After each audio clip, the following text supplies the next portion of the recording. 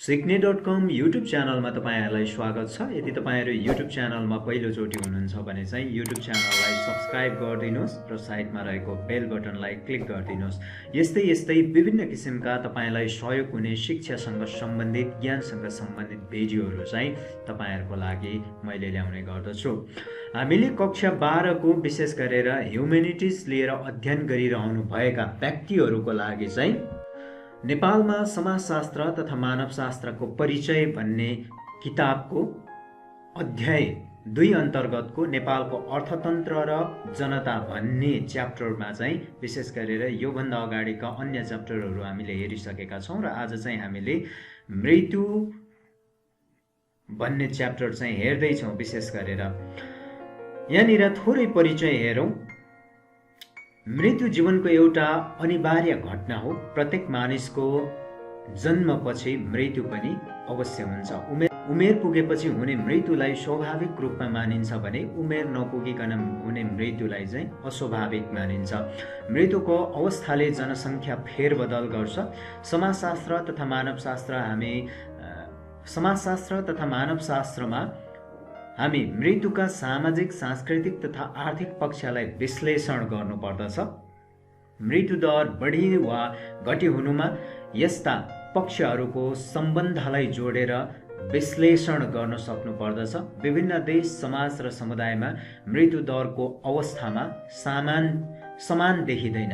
हामीले स्वास्थ्यलाई के कति र कुन अवस्थामा राख्न सक्छौं भन्ने कुराले चाहिँ मानव स्वास्थ्यले प्रत्यक्ष प्रभाव पार्दछ। देश, समाज तथा समुदायमा स्वास्थ्यप्रति जति सजग हुन्छ ती देशका मानिसहरूको मृत्यु दरमा त्यति नै कम हुन्छ।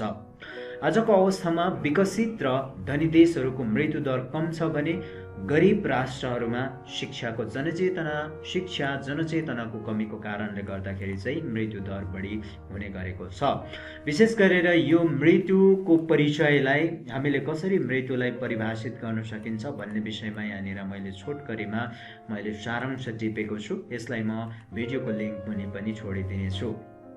र विशेष गरेर के कारणले जनसंख्यामा परिवर्तन आउँछ, मृत्युको कारणले समाजमा कस्तो परिवर्तन आउँछ, समाजशास्त्र र मानवशास्त्रले जन्म र मृत्युलाई कसरी परिभाषित गर्छ भन्ने कुरालाई चाहिँ यहाँनिर हामीले देख्न सक्छौं।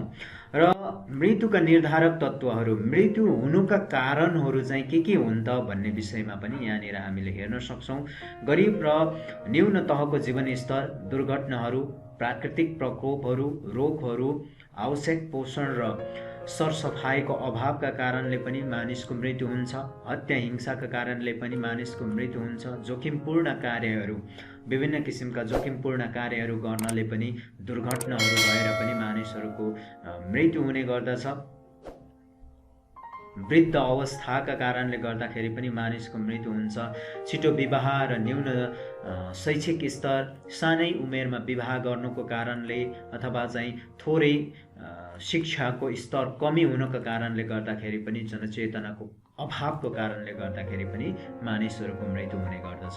त्यस्तै गरेर वातावरणीय प्रतिकूलताहरू, वातावरणहरू विभिन्न तरिकाले विभिन्न प्रकारले फेरबदलहरू भइरहेका हुन्छन्। त्यसको कारणले गर्दाखेरि पनि मानिसको मृत्यु हुने गर्छ। खाद्यान्नको अभाव, खान नपाएर विशेष गरेर नेपालका विभिन्न दुर्गम क्षेत्रहरूमा वर्षै पछि खाद्यान्नको अभावका कारणले गर्दाखेरि मानिसको मृत्यु भइरहेको पनि हामीले सुन्दै र देख्दै समाचारहरूमा हामीले पढ्दै पनि आइरहेका छौं, देख्दै पनि आइरहेका छौं।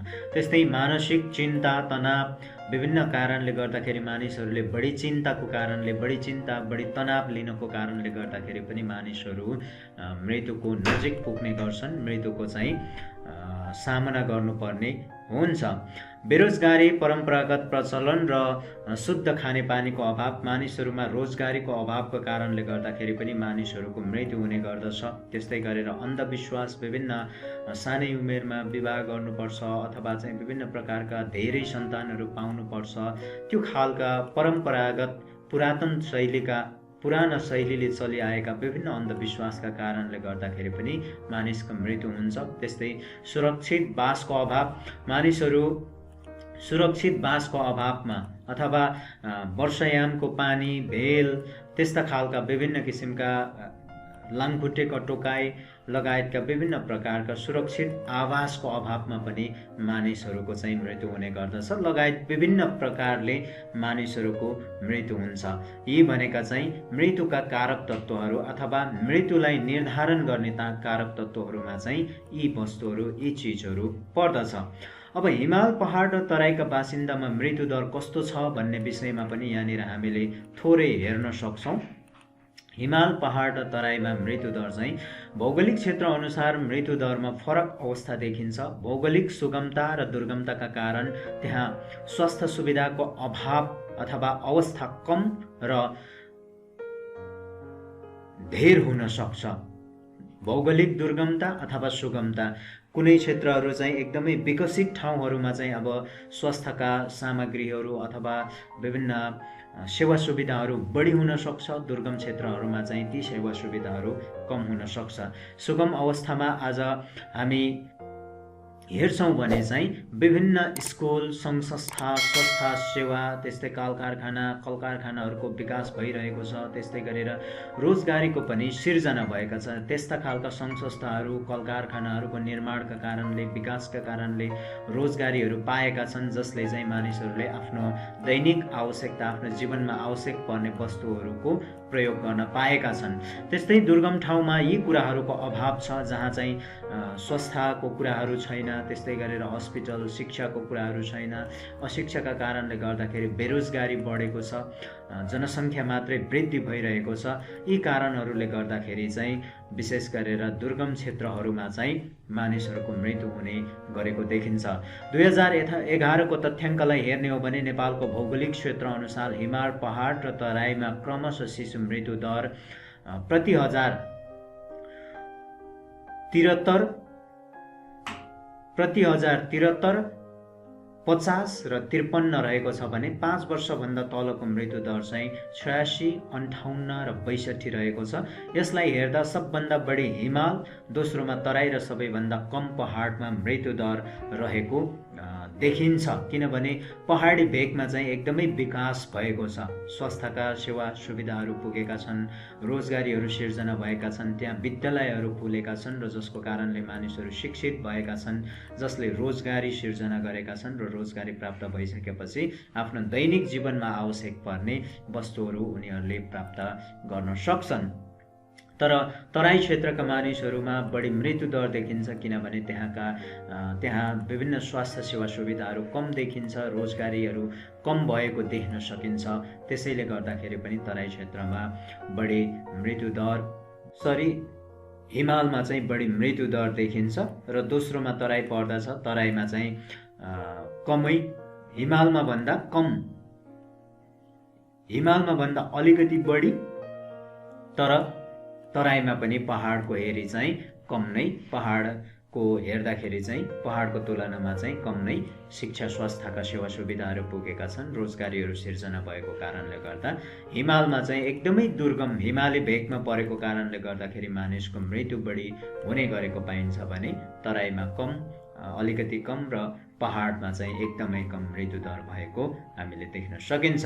यसरी चाहिँ यहाँनिर मैले तपाईहरुलाई आज नेपालको अर्थतन्त्र र जनता भन्ने च्याप्टरको चाहिँ विशेष गरेर मृत्यु र मृत्युका कारक तत्व, मृत्यु के हो र मृत्युका कारक तत्व र हिमाल, पहाड र तराईमा मृत्युको दर के कस्तो छ भन्ने अवस्थामा चाहिँ मैले यहाँनिर तपाईहरुलाई देखाएँ। यसलाई म भिडियोको लिंक पनि छोडिदिने छु। यसलाई तपाईले कपी गरेर नोट पनि गर्न सक्नुहुनेछ। Thank you so much. नयाँ हुनुहुन्छ युट्युब च्यानललाई सब्स्क्राइब गर्नुहोस्, साइडमा रहेको बेल बटनलाई क्लिक गर्नुहोस्। अन्य च्याप्टरहरू पनि तपाईहरुको लागि, अन्य विषयवस्तुसँग सम्बन्धित भिडियोहरू पनि तपाईहरुको लागि मैले ल्याउने नै छु। तपाईहरुलाई सजिलो होस् भन्ने मेरो उद्देश्य हो। तपाई अब अनलाइनमै तपाई किताब नहेरिकन तपाईले सुनेर अथवा देखेर तपाईले भिडियोको माध्यमबाट, भिजुअलको माध्यमबाट तपाई पढ्नुहोस् भन्ने मेरो उद्देश्यले मैले यो भिडियो तपाईहरुको लागि ल्याएको हो। Thank you so much.